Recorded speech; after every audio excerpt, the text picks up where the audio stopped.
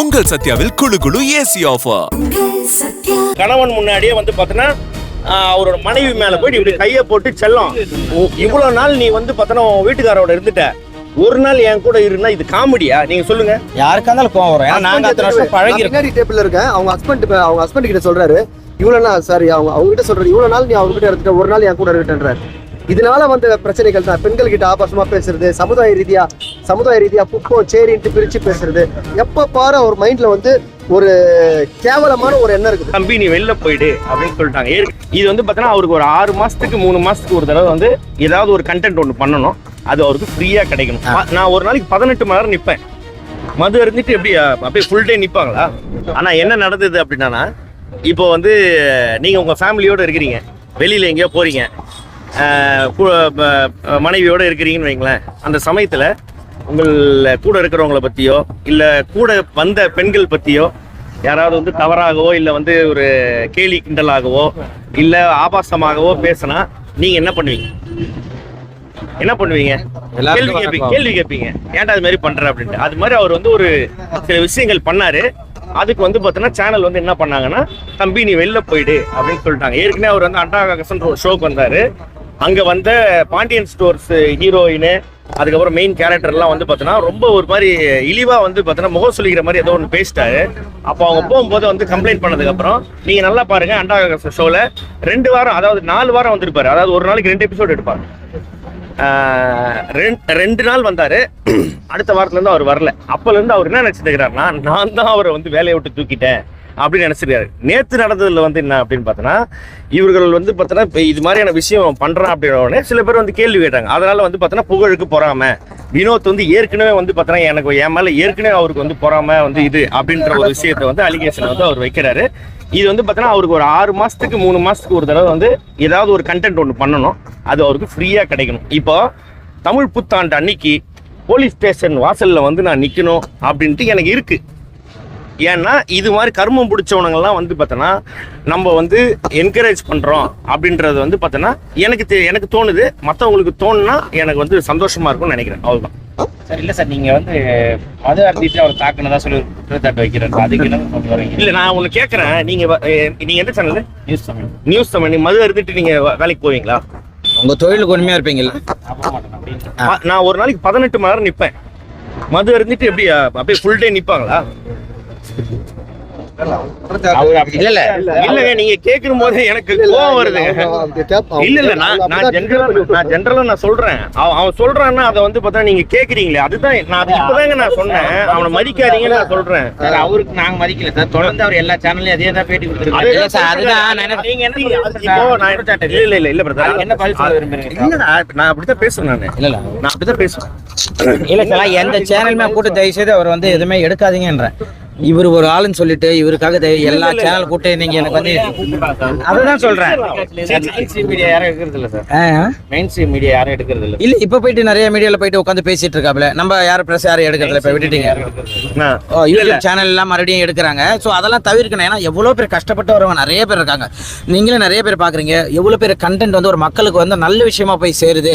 இந்த கண்டென்ட் பண்ணா யாருக்குமே முகம் சொல்லி வரலன்னு சொல்லி நிறைய பேர் கண்டென்ட் பண்றாங்க. அவங்களுக்குலாம் வாய்ப்பு கொடுங்கன்றோம். நாங்க வந்து இப்போ ஒன்றும் இல்லை, ஆட்டோக்காரன் சேனல் சொல்லிட்டு ஒரு பசங்க கருவாடு கம்பெனி ஆரம்பிச்சிருக்காங்க. முந்தா நேரத்து போனேன். காலையில் 6 மணி ஃப்ளைட்டை பிடிச்சி போய் அந்த பசங்களை வாழ்த்திட்டு மறுபடியும் 6 மணி ஃப்ளைட் பிடிச்சி வரேன். எனக்கு என்னது, நான் ஷூட்டிங் முடிச்சு நான் ஓடிட்டு வரேன். ஏன்னா நல்லா பண்ணுறாங்க, நான் போய் விஷ் பண்ணிட்டு வரேன். எவ்வளோ பேருக்கு அந்த ராஜ்பிரின்னு சொல்லிட்டு எல்லாமே அவ்வளோ கமெண்ட்ஸ் போடுறாங்க. அந்த லுங்கி பாய் சொல்லிட்டு அவ்வளோ ஒரு கண்டென்ட் ரசிக்கிற மாதிரி இருக்குது. அதாவது ஒரு ஆடியன்ஸ் வீட்டில் உட்காந்து ஒரு பெரியவங்க குழந்தைங்களாம் சிரிக்கிற மாதிரி இருக்குது. அவங்களுக்குலாம் வாய்ப்பு கொடுங்க. யாரோ ஒன்று சும்மா வந்து அப்பா நான் தான் அப்படின்றவங்கள கூப்பிட்டு வாய்ப்பு கொடுங்க. விஜய் டிவி கூப்பிட்டு தப்புன்னு அவங்களே ஒத்துக்கிட்டாங்க. இல்லை அதான் ஒத்துக்கிட்டாங்க. அவங்களே ஒத்துக்கிட்டாங்க. இதுக்கப்புறம் அந்த மாதிரி யாருமே அந்த மாதிரி வாய்ப்பு கொடுக்காதீங்க சார். அவர் எங்கேயுமே நடிக்க வாய்ப்பு இல்லை சார். அவரை சும்மா கூட்டு பண்ணிருக்காங்க சார். என்னன்னா அவரை வெளியில போங்க அப்படின்னு சொன்னது சேனல், ஓகேங்களா? ஏன்னா இவர் தகாத வார்த்தைகளை பேசிருக்காரு, பெண்களை பத்தி வந்து தவறா பேசுறாரு.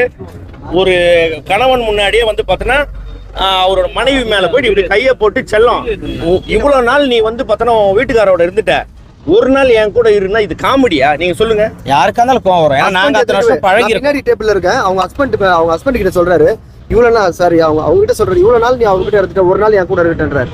இதனால வந்த பிரச்சனைகள் தான். பெண்கள் கிட்ட ஆபாசமா பேசுறது, சமுதாய ரீதியா குப்பம் சேரின்ட்டு பிரிச்சு பேசுறது, எப்ப பாரு ஒரு மைண்ட்ல வந்து ஒரு கேவலமான ஒரு எண்ணம் இருக்குது, சாதி பாகுபாடு எண்ணம். உண்மையிலேயே அவன் வந்து ஓகே, நான் வந்து மதியம் 2 மணிக்கு மது போதை, ஓகே சாப்பிடலாம் மாட்டாங்க யாரும். நம்ம இங்க வந்து ஷூட்டிங் வந்தாலே குடிச்சிட்டு தான் வந்து இருப்போம்.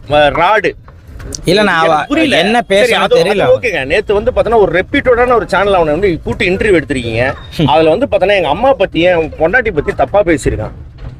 எப்படிங்க நீங்க அதை வந்து போடுறீங்க? நீங்க முதல்ல தயவுசெய்து இன்டர்வியூ எடுத்து அந்த மாதிரி என்ன விஷயம் நடந்திருக்கு அப்படி கிடையாது, என்ன விஷயம் நடந்திருக்கு தீர விசாரிச்சுட்டு போடணும். எடுத்தோன்னே ஒரு பண்ணிட்டாங்களா உடனே அப்பா வீடியோ போட்டோம்னா வீல்ஸ் போடணும். இல்ல அது வேலையா இருந்தா கூட அதே ஒருத்தவங்களுக்கு பாதிக்கும் தெரியாதா? கூட்டு விசாரணை வண்டவாளத்துல சொல்லிட்டோம். அவங்க வந்து பார்த்தனா அவங்க விசாரிக்க போறாங்க, மத்தவங்க எல்லாரும் விசாரிக்க போறாங்க. இப்ப நான் வேணும்னா கூட நான் ஒரு வீடியோ காமிப்பேன். நான் ஒரு விஷயம் சொன்னேன்ல, அந்த வீடியோ கூட என்கிட்ட இருக்கு. நிஷா பேசின வீடியோ என்கிட்ட இருக்கு, காமிக்கிட்டுங்களா? அப்படி அது மாதிரி ஏதாவது ஒரு ப்ரூஃப் காமிச்சிங்கன்னா நான் வந்து பார்த்தனா நாங்க ஒத்துக்குறோம், இது பண்ணோம் அது பண்ணோம் இது பண்ணோன்ட்டு.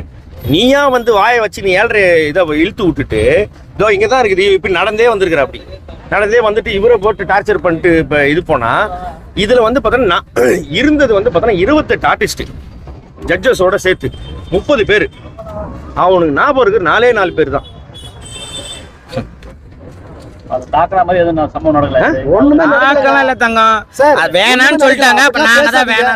அப்படிலாம் பேசாதீங்க, தரக்குறைவா யாரும் பேசாதீங்க, சாதி ரீதியா பேசாதீங்க, வல்கரா பேசாதீங்கன்னு சொன்னதுக்கு நாங்க அடிச்சு 2 கம்ப்ளைண்ட் கொடுத்து வந்திருக்கோம். பெண்கள் எல்லாம் வந்து தப்பா இது பேசினாரு, அதெல்லாம் புகார் அளிக்கப்படுதா இல்ல ஐயா அளிக்கல சட்ட ரீதியா வந்து நம்ம ஏன்னா ஒரே நிமிஷம் அவருடைய பேஜ்ல இருந்தும் போட்டிருக்காரு. அவரு டெலீட் பண்ணாலும் சரி, அவர் பேசுறது நிறைய இடத்துல இருக்கு இல்லையா, அது நம்மகிட்ட வீடியோ ரெக்கார்டா நாங்க ஏன் வந்து எடுப்போம். அவரு நாங்க குடுக்கணும்னு அவர் காத்துட்டு இருக்காரு. இது பெருசாகும், அவர் ஃபெமிலியர் ஆகணும் அப்படின்றதுக்காக இதெல்லாம் கண்டுக்காத விட்டுன்னு தான் நாங்க விட்டோம். இல்லைன்னா நாங்க கொடுத்து சாதி ரீதியா பேசுறாருன்னு சொல்லி பெரிய பிரச்சனை ஆகிருக்கலாம். ஏன்னா அவரை நம்மளே வளர்த்து விடுற மாதிரி ஆயிடும். அவரை பத்தி ஊருக்கே தெரியும் அப்படின்னு நாங்க ஸ்டாப் பண்ணிட்டோம். அவ்வளவுதான் சட்ட ரீதியா நாங்க கண்டிப்பா. ஏன்னா அவர் வீடியோ பேசுறது ரெக்கார்டா இருக்கு. அவர் எப்பங்க வளர்ந்தாரு, அவர் வளர்ச்சி யாருக்கு பிடிக்கல? என்ன வளர்ந்துட்டாரு அவரு, எதுல வளர்ந்தாரு அவரு, எத்தனை வருஷமா ஃபீல்டுல இருக்காரு அவரு? அவரோட டேலண்ட் எல்லாம் நீங்க அவரோட கொஞ்சம் இல்ல நீங்க கேக்குறது அவரோட வளர்ச்சி பிடிக்கல. அவர் வளர்ந்தாதானே சார் வளர்ச்சி பிடிக்கும். அப்படியா? ஆமாங்க ஐயா யாருமே வந்து யாரோட உருவத்தையும் நம்ம இது பண்ண வேணாம். அவருக்கு அவர் அழகா இருக்கட்டும், அவங்க வீட்டுல அம்மாவுக்கு அவர் அழகு, அவங்க அப்பாவுக்கு அழகு இருக்கட்டும். அவர் என்னன்னா அவர் அது பேர்னா இன்டெலிஜென்ட் சொல்லிட்டு ஒரு விஷயம் பண்றாரு, அது ரொம்ப தப்பு. நாங்க சரி வேண்டாம் இது வேணாம், அவரா போய் கொடுத்தாரு போனாரு, அவரா போயிடுவாரு. சரி ஏன்னா நாளைக்கு மதுரை காசு இல்லை, அதனால அவர் போயிடுவாருன்னு நினைச்சோம். அவர் போற மாதிரி தெரியல. சும்மா வந்து நான் தான் நடிப்பாரக்கன்னு சொல்லிட்டு தேவையில்லாத ஒரு விஷயம் சொல்லி நீ ஃபேமஸ் ஆகுது அது சொல்றோம். அது வேற இருக்கா? சரி வாங்க.